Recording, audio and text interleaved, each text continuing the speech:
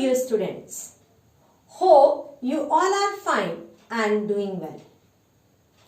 From our previous video of chapter 8, we get to know about the mark of a gentleman.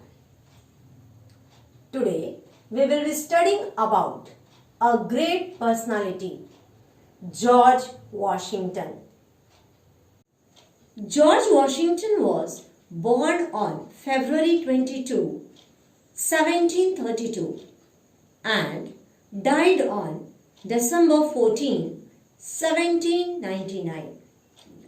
He was an American political leader, military general, statesman, and founding father who served as the first president of the United States from 1789 to 1797.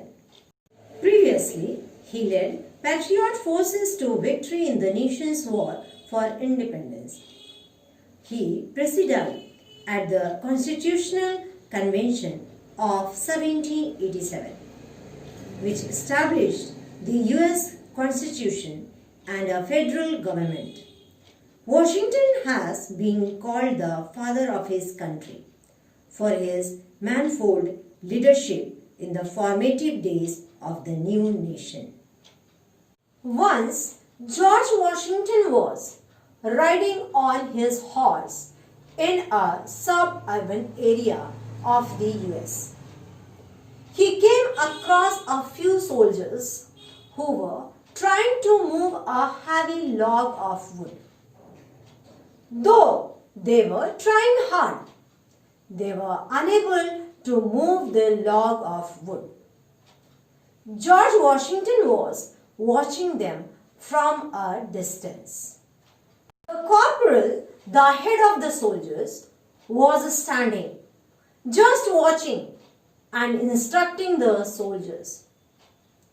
George Washington rode his horse towards the corporal and asked him why he was just instructing the soldiers instead of helping them, as they were falling short of strength.